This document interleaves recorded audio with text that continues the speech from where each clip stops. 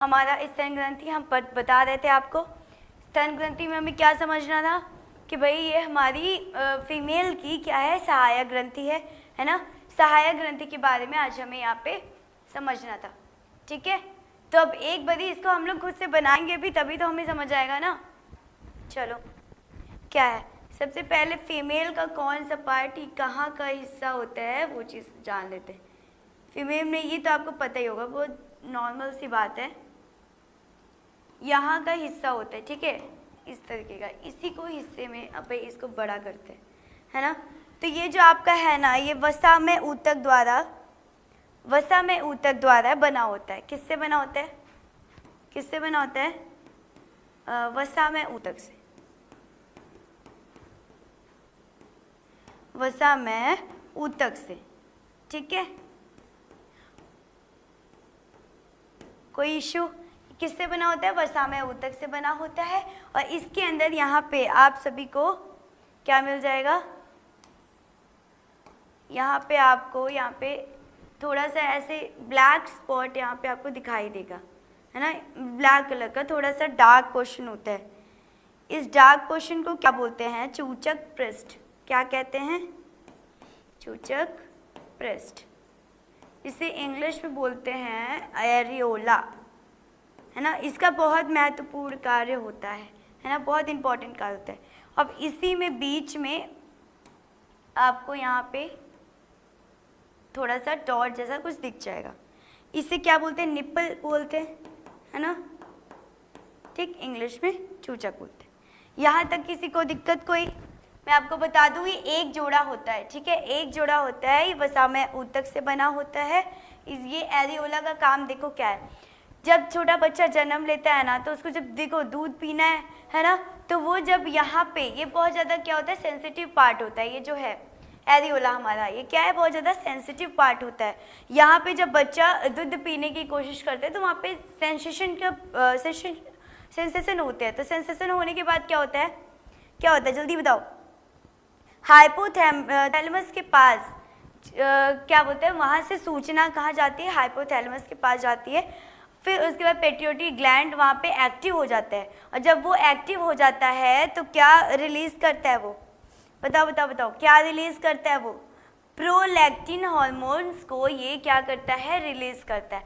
Prolactin hormones को release करता है। वही क्या होता है? वही हमारा दूध बनता है, ठीक है। वही क्या होता है? वही दूध होता है। यहाँ तक सबको क्लियर? यहाँ तक किसी को कोई भी समस्या? एक बारी इसको पढ़ लेते हैं ना, एक बारी इसको पढ़ लेते हैं। क्रियाशील, क्या कह रहे हैं भाई? क्रियाशील स्तन ग्रंथि सभी मादा स्तन ग्रंथियों का अभिलक्षण है ना। स्तन ग्रंथि स्तन युग्म संरचना जिसमें ग्रंथि ऊतक और विभिन्न मात्रा में वसा होते हैं। मैंने बताया वसा में ऊतक है ये, है ना, इसको बता दिया। अब ये कितना है? 15 से, है ना, 15 से 20 स्तर पारों में मेमोरी। एक चीज़ और बतानी थी मुझे कि जैसे आपकी मेम्ब्रेन होती है ना, मतलब कि रिब बोन, आपकी रिब बोन में कहाँ से कहाँ तक? आपके सीने पे, या होती कहाँ पे? आपके सीने पे रिब बोन्स होती है ना इतनी सारी। तो 6 से 12 तक की जगह पे, 6 से लेके 12 तक के पोर्शन तक ये फैली होती है। वहाँ के उसी के आगे होते हैं। कितनी नंबर याद रखना? 6 से 12 तक, है ना। 6 से 12 संख्या के कहाँ पे? रिब बोन, है ना, रिब बोन। कोई दिक्कत है ना? 6 से 12 तक क्या रिब बोन में इतनी संख्या में ये होती है। कोई दिक्कत? सामने होती है, ठीक है। अब इसके आगे हम लोग इसका थोड़ा सा और क्या करते हैं, क्लीन करते हैं, थोड़ा बनाते हैं। और इसमें और भी चीज़ें हैं, क्या लिखी हैं इसमें? कोशिकाएं वेपगुच्छ जिनमें है ना कूपिका होती है। क्या होती है? कूपिका कहते हैं जिसे, है ना। अभी मैं इसी चीज़ को एक बारी बता देती हूँ ना, तो आपको समझ आ जाएगा। चलो यहाँ पे बना देती हूँ, यहाँ पे बना देती हूँ, थोड़ा सा बड़ा सा बना दूंगी, दिखाई देगा।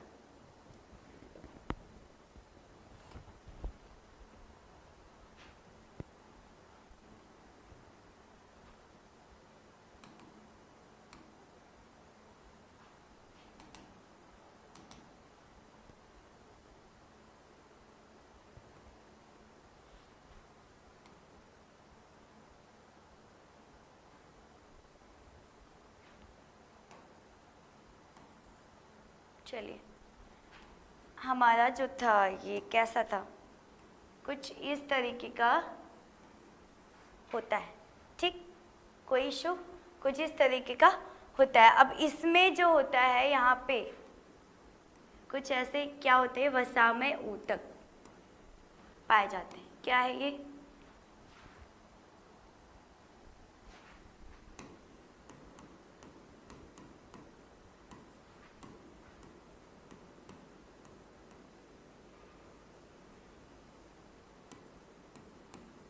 कोई दिक्कत?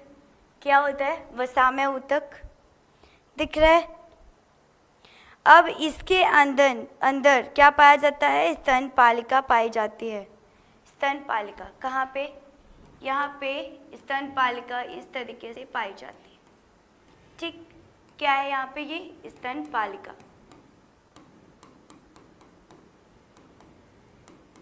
अब स्तनपालिका के अंदर क्या होता है?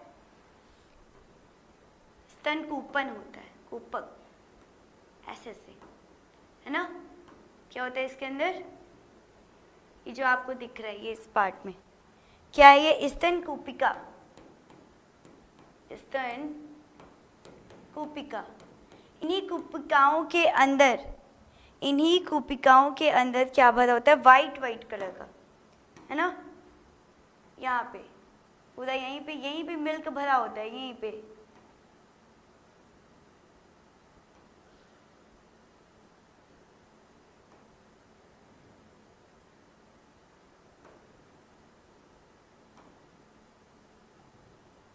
ठीक, इसी के अंदर अब इसमें सेंसेशन के बाद, जैसे कि मैंने बताया था ना, सेंसेशन होता है। सेंसेशन के बाद प्रोलैक्टिन हार्मोन्स आके दूध का निर्माण करता है ना।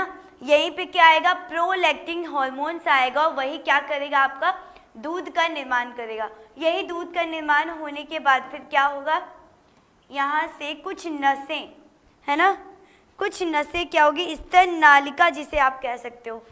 ये जो नसें होंगी भाई, यहाँ तक ये पतली पतली आएगी, ये पूरा दूध को लेके, है ना। इसको क्या बोलेंगे आप सब? स्तन नालिका, स्तन नलिका, या फिर एम्पुला, एम्पुला, ठीक। क्या बोल सकते हैं इसको? एम्पुला। और इसी के आगे थोड़ा सा और नलिकाएं और जाती हैं यहाँ पे इसके पास तक, जिसको बोलते हैं दुग्ध नलिका। क्या बोलते हैं?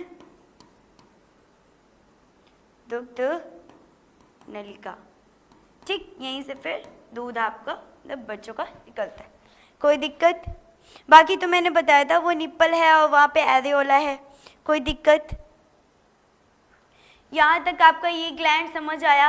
आपका ये पूरा मैंने बता दिया आपको स्तन का कैसे होता है ना।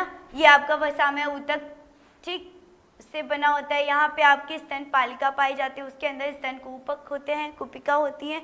फिर उसमें आपका प्रोलैक्टिक हार्मोन्स जनरेट होता है। कब जनरेट होता है? जब सेशन होता है ना। मैंने बोला कि जब बच्चा दूध पीने की कोशिश करता है तो वहाँ पे बहुत सेंसिटिव से होती है ना, सेंसिटिव से होती है। अब एक बारी और यहाँ पे जो ब्लैक था ना, मैंने उसको बताया एरियोला, वो ब्लैक कलर का क्यों होता है? उसको स्वेट ग्लैंड भी कह सकते हैं ना।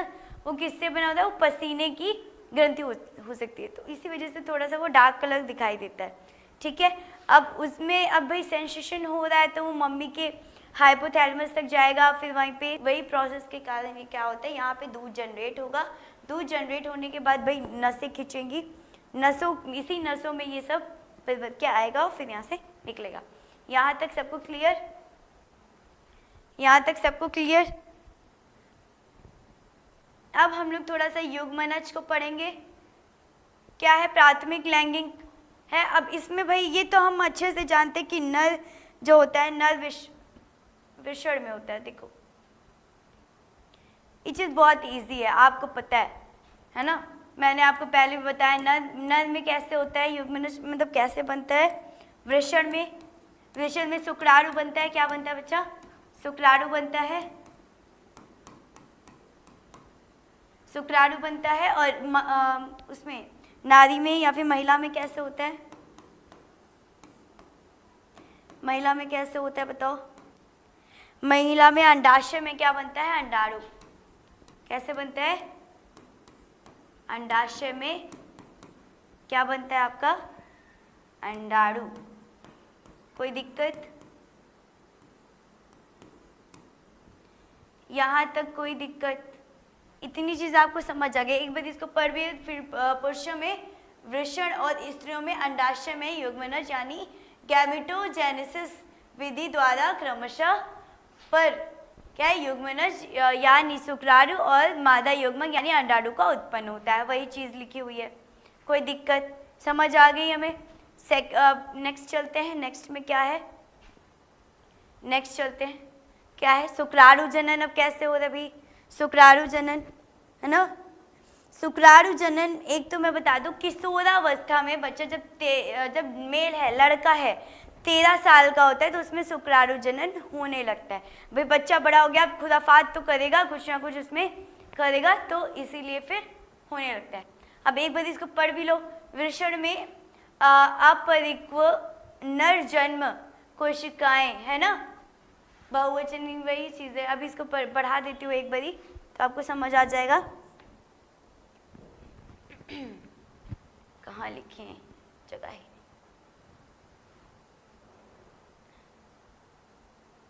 यहाँ पे लिख देते हैं ना। यही शुक्राणु जनन के बारे में थोड़ा सा। किशोरावस्था में जब बच्चा 13 साल का होता है तो होता है। कब होता है? किशोरावस्था में।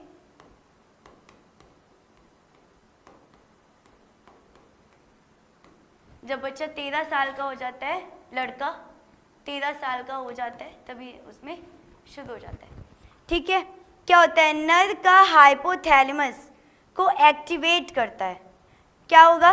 नर का जो हाइपोथैलेमस होगा, भाई अभी हमने महिला में पढ़ा हाइपोथैलेमस होता है, लेकिन नर का हाइपोथैलेमस 13 साल में ही हो जाता है। लेकिन महिलाओं का बच्चा, जब बच्चा पैदा होता है, मतलब जब छोटा होता है तो अंदर पेट में ही हो जाता है। उसको आगे मैं बताऊंगी क्या चीज़ है वो, लेकिन अभी इतना समझो कि मेल्स में क्या होता है? 13 साल में वो एक्टिव होता है। एक्टिव हो जाएगा है ना, हाइपोथैलेमस इसमें एक्टिव होगा। क्या होगा? हाइपोथैलेमस क्या हो जाएगा? 2 मिनट।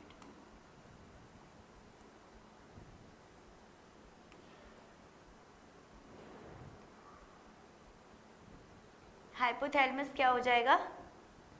एक्टिव हो जाएगा। एक्टिव हो जाएगा तो क्या करेगा? GnRH, ये आपने अपने उसमें देखा होगा बुक में, जिसे बोलते हैं जोनाडोट्रोपिन रिलीजिंग हार्मोन। क्या बोलते हैं? जोनाडोट्रोपिन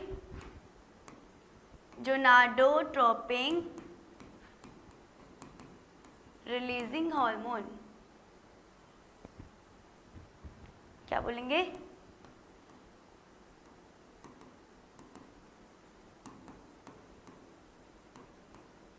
कोई दिक्कत? इसका फुल फॉर्म आपको आना चाहिए, पेपर में आ सकता है। क्या आएगा? जोनाडोट्रोपिन रिलीजिंग हार्मोन। ठीक है, तो समझ आ गया होगा। चलो,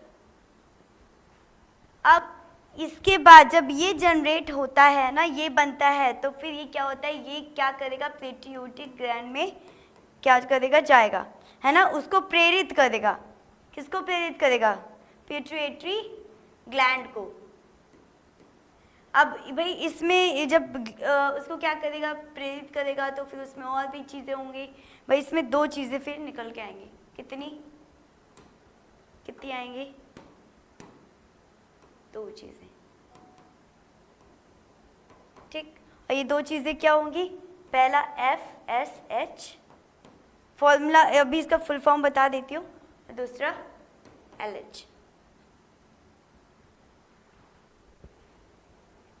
इसका फुल फॉर्म देख लो, फॉलिकुलर स्टिमुलेटिंग हार्मोन। क्या बोलेंगे? Follicular stimulating hormone. और इसको क्या बोलेंगे बेटा? आपका ल्यूटेनाइजिंग हार्मोन। एक एक नंबर में पेपर में आ जाता है, ठीक है, एक एक नंबर में पेपर में आ जाता है। अब इसके बारे में मैं आपको बता देना चाहती हूँ क्या सर्टोली कोशिका से क्या किस में काम करता है, सर्टोली कोशिका में ये काम करता है और पोषक का काम कराएगा, है ना, पोषक करवाने का काम कराएगा, किसका, पोषक करवाने का। और वो दो हार्मोन्स को जनरेट करता है। इसको बता दूं यहाँ पे ये दो हार्मोन्स को देता है, दो हार्मोन्स को जनरेट करेगा। वो दो हार्मोन्स कौन कौन से होंगे, पहला बहुत इंपॉर्टेंट हार्मोन्स को ये बनाता है टेस्टेस, आपके उसमें देखा होगा टेस्टेस्टेरोन, है ना, टेस्टेस्टेरोन।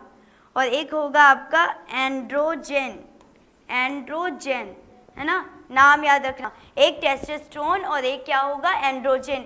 ठीक, एक बार इसको फिर से समझ लो क्या होता है। किशोरावस्था में 13 साल में होता है, हाइपोथैलेमस होता है, फिर उसके नीचे फिर वो क्या होता है, GnRH एक्टिव होता है, इसको याद रखना, एक नंबर में आ जाएगा।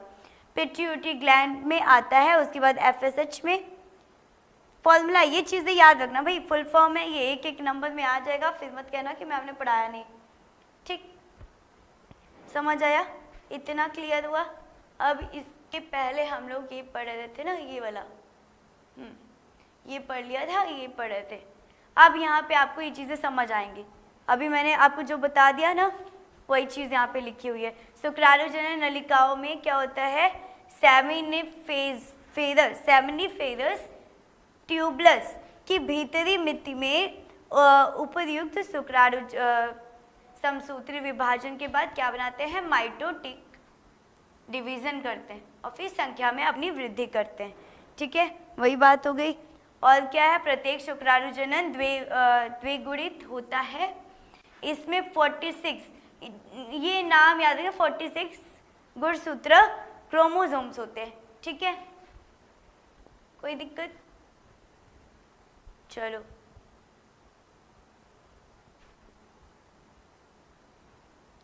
अब क्या है, शुक्राणुजनन, यानी अब देखो इसमें हमें, अब भाई जब मैंने बोला ना 13 की एज के बाद, आप जब बच्चा बड़ा होता है ना, 13 की एज में आता है लड़का, तो क्या होता है, उसकी आवाज़ धीरे धीरे भारी होनी शुरू हो जाती है। लड़कों की आवाज़ पहले लड़कियों जैसी थोड़ी थोड़ी आवाज़ मिलती रहती है, लेकिन जब लड़का और बड़ा होता जाता है और बड़ा होता है तो आवाज़ उसकी भारी होती जाती है।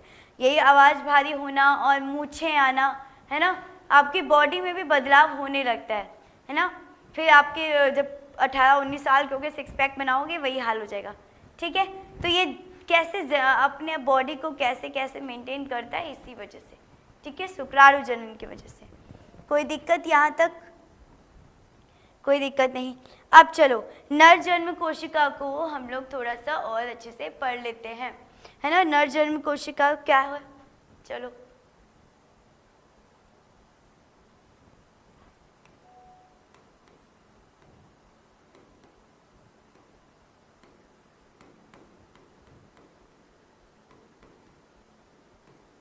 है ना। नर जन्म कोशिका पे इसमें होगा समसूत्री विभाजन। कौन सा विभाजन, समसूत्री, समसूत्री विभाजन। जब समसूत्री विभाजन होगा तो ये 1 2 3 4 ऐसे किसमें हो जाएगा, प्राथमिक शुक्राणु कोशिकाओं में ये विभाजित हो जाएगा, है ना।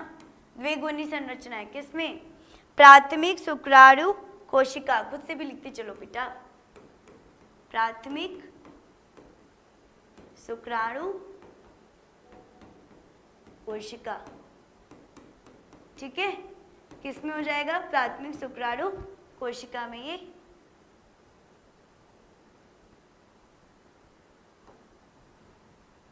अब इसमें कौन सा विभाजन होगा, चलो उसमें तो हो गया।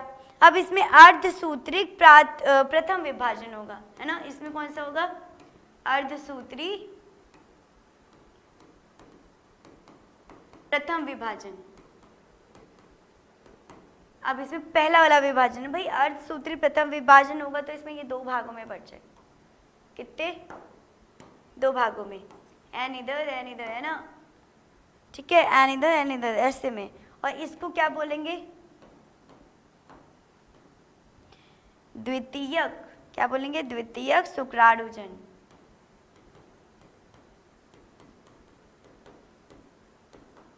ठीक, क्या बोलेंगे? शुक्राणुजन कोशिका, इसको बी कह देंगे। ठीक, कोशिका, इसको बी कह देंगे। और यही चीज इधर भी होगी, द्वितीयक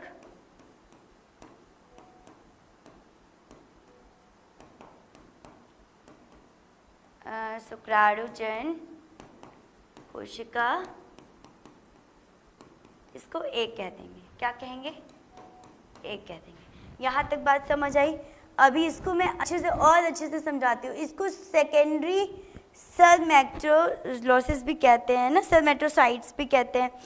अब इसमें क्या होगा? अर्धसूत्री विभाजन होगा। सेकेंड नंबर पे अर्धसूत्री विभाजन होगा इसमें, फिर से इसमें अर्धसूत्री विभाजन होगा, ये दो भागों में टूट जाएगा, है ना। और ये इसमें फिर से अर्धसूत्री विभाजन होगा, किसमें? दो भागों में टूट जाएगा। ठीक, इसी में टूट गया। अब ये जो बनेगा इसको क्या बोलेंगे? शुक्राणु प्रस्थ। क्या बोलेंगे इसको? शुक्राणु प्रस्थ। अब बताओ, क्या ये अच्छा लग रहा है? प्रसू है ना, शुक्राणु प्रसू, शुक्राणु प्रस्थ या फिर शुक्राणु प्रसू, आपके उसमें दिख रहा होगा, है ना। अब क्या ये, अब कह दो कि भाई ये क्या है? ये तो इसका क्या कर पाएगा? ये फीमेल की बॉडी में जाएगा, कुछ कर पाएगा? इतू सा तो है ना। ये जाएगा तो क्या बेबी, सोचो कैसे? नहीं। तो ये इसमें कुछ तो ऐसी चीज़ें ऐड होगी। इसमें कौन सा प्रोसेस होगा? जब ये शुक्राणु प्रसू जो है भाई, अभी तो ये छोटू सा है ना। अब इसमें कौन सा प्रोसेस होगा? जब ये बड़ा सा बन के ये बॉडी में जाके एक नए, मतलब एक बच्चे का निर्माण करेगा। कैसे बच्चा बनाएगा, है ना। ये क्या है? अंडाणु से मिलेगा तभी तो। अब शुक्राणु में भाई दम ही नहीं है, तो कैसे करेगा, है ना। इसमें एक प्रोसेस होता है जिसमें एक रूपांतरण होगा। कैसा रूपांतरण होगा? स्पर्मियोजेनेसिस, इसको बोलते हैं स्पर्मियोजेनेसिस। यहाँ पे कौन सा प्रोसेस होगा? याद रखना, यहाँ पे प्रोसेस होगा आपका स्पर्मियोजेनेसिस का, स्पर्मियोजेनेसिस। ठीक, इस प्रोसेस के दौरान ये जो आपका शुक्राणु प्रसू है थोड़ा सा कैसा दिखाई देगा? थोड़ा बड़ा दिखाई देगा। अब उसकी भी एकदम स्ट्रक्चर पढ़ते हैं कि उसका स्ट्रक्चर कितना अच्छा दिखाई देता है, कितना सुंदर दिखाई देता है। अभी आपको पता चलेगा कितना सुंदर दिखाई देता है ना। इसी पे बना के बताऊं? इसी पे बना के बता देती हूँ, है ना। बाकी आपकी बुक में तो दिया ही होगा, आपकी बुक में दिया होगा, आपकी बुक में कुछ ऐसा स्ट्रक्चर दिया होगा।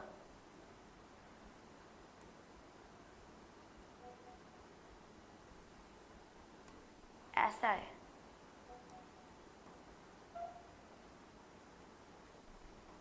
दिया है ऐसा कुछ स्ट्रक्चर।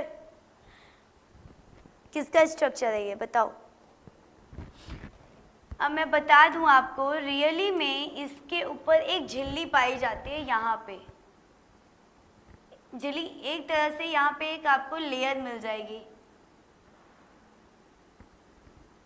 ठीक, ये पूरे में होती है लेयर। और इस लेयर को क्या बोलते हैं? प्लाज्मा झिल्ली। कौन सी लेयर? ये भाई प्लाज्मा झिल्ली। अब इसको पढ़ने के लिए ना बेटा दो भाग में, इसको तीन भाग में बांटना पड़ेगा। मतलब इसको बोल सकते हैं ना, सिर हो गया, क्या हो गया? सिर हो गया, मध्य हो गया, पूंछ हो गई। क्या है? ध्यान से देखना, ये आपका हो गया भाई, ये उसका हो गया सिर।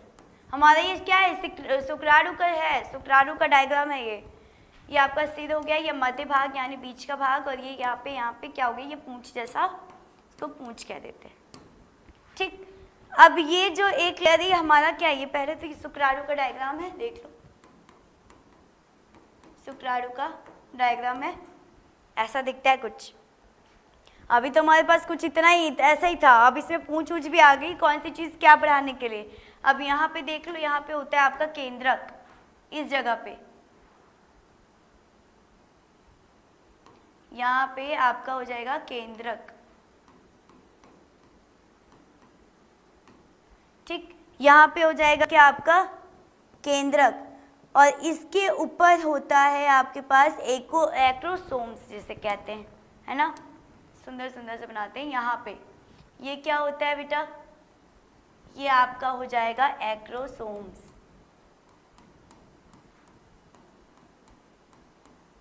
ये क्या करता है, अंडाणु का छिद्र करता है, मतलब अंडाणु में भेद करता है बार बार। अब यहाँ पे ये आपको दिख रहा है ना ये चीज, इसको बोलते हैं ग्रीवा। क्या बोलेंगे इसको, ग्रीवा। ठीक, ये इसका ग्रीवा है। अब इसके नीचे आ जाओ तो यहाँ पे कुछ इस तरीके की आपको आकृति दिखेगी।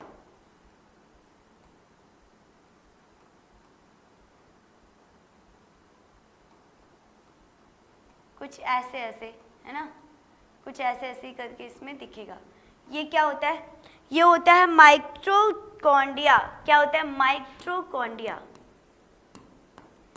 माइटोकॉन्ड्रिया। ठीक है, ये क्या होता है आपका माइटोकॉन्ड्रिया, है ना, power house of the cell जिसे कहते हैं। माइटोकॉन्ड्रिया क्या है, power house of the cell. और यहाँ पे होता है आपका तारक काय, तारक काय। ठीक, ये क्या हो गया, माइटोकॉन्ड्रिया जिसे power house of the cell, ये पावर देगा। और ये तारक काय, और ये हमारी क्या है भाई, शुक्राणु की क्या है, पूंछ है ना। एक बार फिर से समझ लो, ये प्लाज्मा झिल्ली पहली बात तो जब अंडाणु से मिलेगी तो ये लेयर जो होगी ये उतर जाएगी, है ना। अंडाणु के अंदर जब घुसने की कोशिश करेगी तो ये जो लेयर होती है प्लाज्मा झिल्ली की, ये निकल जाती है। ठीक है, अब मैंने अभी बताया कि अंडाणु में ये छिद्र करने का काम, भाई अंडे के अंदर जाएगी तो भाई इससे घुसेरेगी ना अपना। अभी इसके बाद डायग्राम वही वाला है, उसके बाद डायग्राम को उसको पढ़ेंगे तो समझ आएगा। फिर यहाँ पे भाई केंद्र कहाँ नहीं जरूरी होता है, सबको न्यूक्लियस चाहिए अपना अपना, भाई ये भी अपना लेके चलता है ना। फिर यहाँ पे इसका गर्दन ग्रीवा, मान के चलो गर्दन है भाई, इसको मुरेड़ दिया तो मतलब गए ये, मर गया, है ना, तो ग्रीवा हो गया। यहाँ पे माइटोकॉन्ड्रिया कुछ इस तरीके का, भाई मेरी ड्राइंग उतनी अच्छी नहीं है लेकिन तुम्हारी बहुत अच्छी है, तुम अच्छे से बनाना, है ना। ये क्या है आपका माइटोकॉन्ड्रिया है, यहाँ पे आपका तारक काय होता है, फिर यहाँ पे ये आपके पूंछ है। ये जो होती है ना, इसकी स्पीड को बढ़ाने के काम करती है। अभी छोटा सा था ना वहाँ पे हमारा, तो वो छोटा सा था तो वो आगे कितना ही आगे जा पाएगा, नहीं जा पाएगा। तो ये क्या करता है, ये स्पीड को बढ़ाने का काम करता है। ठीक है, इसकी पूंछ लेके जाएगी उसको एकदम सीधा, है ना। यहाँ तक समझ आया, कुछ दिक्कत? ये डायग्राम भी मैंने बता दिया, आपके बुक में भी कुछ लेबलिंग आपको ऐसी मिल जाएगी, कुछ अलग अलग से भी मिल जाएगी, तो कोई दिक्कत की बात नहीं है, उसको भी एक बार पढ़ लेना, है ना। ये जो मेन था ना वो मैंने पढ़ा दिया आपको।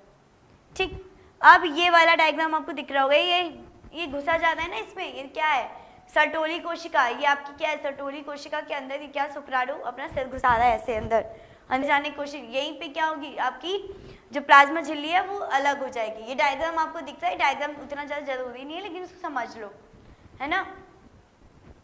एक बारी इसको, इस डायग्राम को आपसे भी पढ़ लेना एक बारी, है ना, छोड़ना कुछ नहीं है, छोड़ेंगे कुछ नहीं, एक बारी इस सभी चीज़ों को पढ़ के फिनिश करेंगे।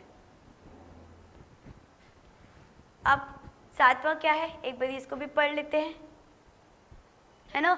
कुछ शुक्राणुजनों में समय समय पर अर्धसूत्री विभाजन होता रहता है ना, जिसको बोलते हैं मायोटिक डिवीजन। मैंने अभी बताया था आपको। अब क्या है, जिनमें प्राथमिक शुक्राणु कोशिकाएं प्राइमरी क्या है, स्पर्मेटाइज। अब देखो, अभी इसी चीज़ को मैंने अभी बड़े में बताया था, वही चीज़ का यहाँ पे थोड़ा सा हिंदी में प्रॉपर्ली लिख दिया गया है। एक एक नंबर के क्वेश्चन इन्हीं में से बन सकते हैं, है ना। एक प्राथमिक शुक्राणु कोशिका प्रथम अर्धसूत्री विभाजन, वहाँ पे हमने दो अर्धसूत्री विभाजन बोले थे, प्रथम और सेकंड वाला, ठीक है, दूसरा वाला भी था, को पूरा करते हुए दो समान अगुणित कोशिकाओं की रचना कर रहा था। सही बात है ना। द्विगुणी शुक्राणु कोशिकाएं, है ना, सेकेंडरी स्पर्मेटोजोइड्स, और इधर पे क्या है, प्रत्येक में ये चीज़ नंबर याद रखना, नंबरिंग नहीं भूलना। 27 गुणसूत्र होते हैं इसमें, ठीक है। फिर क्या है, द्वितीय शुक्राणु कोशिकाएं दूसरे अर्धसूत्री विभाजन से गुजरते हुए 4 बार अगुणित, 4 बराबर, मैंने बोला था ना, 2 इधर बन रहे थे, 2 इधर बन रहे थे, क्या बन रहे थे, है ना, अगुणित शुक्राणु प्रसव बन रहे थे। जो एकदम गंदा सा दिख रहा था, मैं बता दी थी ना, वो गंदा सा वो क्या करेगा, फिर उसी को तो हमने बड़े वर्जन में पढ़ा, वही चीज़ है ना। फिर शुक्राणु प्रसव रूपांतरित होके उसमें क्या हो रहा है ना, स्पर्मेटोजोया, है ना, स्पर्म उसमें बन रहा है। उसमें क्या आ रहा था, पूंछ आ रहा था, जो भी अभी मैंने डायग्राम में बताया, है ना, उसका सिर बताया, मध्य बताया, पूंछ बताई, है ना, उसमें इतनी सारी चीज़ें ऐड हो रही थी। कोई उसको पोषण देने में मदद कर रहा था, कोई उसकी एनर्जी बना रहा था, कोई उसको आगे ले जाने में वो की तरह, है ना, सुपरमैन ऐसे जाते हैं, वही हो रहा है ना, कोई दिक्कत, ये भी पॉइंट्स आपको समझ आ गए, है ना। अब बस थोड़ा सा और है, ये क्या सुप्राणु प्रजनन में वही चीज़ें, सर्टोली कोशिकाओं में ये अंदर जाने की कोशिश कर रहा था ना, वही चीज़ें रिलीज हो रहा है, मोशन रिलीज हो रहा है, वेरिसेचन, वही बात हो गई, बिल्कुल अलग सी बात नहीं है। सुप्राणु निर्माण में हार्मोन्स क्या होते हैं, हार्मोन्स बनते हैं, मैंने बताया था 2 हार्मोन्स यहाँ पे, दोनों हार्मोन्स के नाम याद रखना, है ना। किशोरावस्था में हो रहा था, मतलब कि 13 साल के बाद से हो रहा था, है ना। क्या क्या रिलीज हो रहा है वो भी चीज़ें, एक नंबर के क्वेश्चन में ये जो लाइनें यहाँ पे लिखी हुई ना, एक नंबर के क्वेश्चंस पे बन सकती हैं, तो इसको प्रॉपर आप सभी पढ़ लीजिए और अच्छे से इसको करिए। बाकी वही चीज़ें जो मैंने अभी पढ़ाई, कुछ भी इसमें नहीं समझ आएगा बता देना, ठीक। और सेकंड वन क्या है, पढ़ लेना इसको ले लो स्क्रीनशॉट।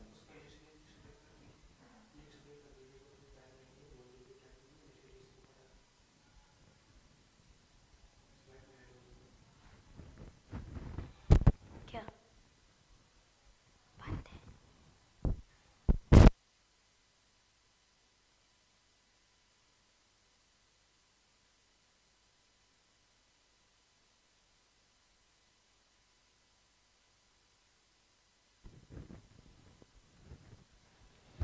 इस भी चीज़ को ये भी पढ़ लीजिएगा आपने, वही चीज़ है ना। सर्टोली कोशिका में कार्य करता है, घटकों में उद्दीपन का। अब देखो यहाँ पे मैंने यही डायग्राम को आपको बताया था, वही डायग्राम यहाँ पे बड़ी में बन के आ गया है, ठीक है। अब इसके आगे भाई शुक्राणु की संरचना, यही चीज़ें मैंने बताया था, है ना। उसका सिर बता दिया, नेक ग्रीवा को बता दिया, अभी मिडिल पीस को भी बता दिया मैंने, मध्य का और पूंछ भी बता दी, वही चीज़ है ना। इसको तो आप सभी खुद ही कर सकते हो, है ना। बस इसमें ये वो याद रखना कि कितने शुक्राणु, मतलब कि 20 से 30 करोड़ उसमें एंट्री करते हैं, लेकिन होता कौन सा है भाई, वो उस पर, ठीक। एक बारी इसको भी देख लेना, इसको मैं कल पढ़ाऊंगी, है ना। आज के लिए इतना ही, मिलते हैं आपसे कल एक नए एनर्जी के साथ और नया टॉपिक लेके। और प्लीज़ पढ़ने का मन अपना लेके आना, नहीं तो फिर ऐसे ही इश्यूज होते रहेंगे, ठीक है। आज के लिए इतना ही।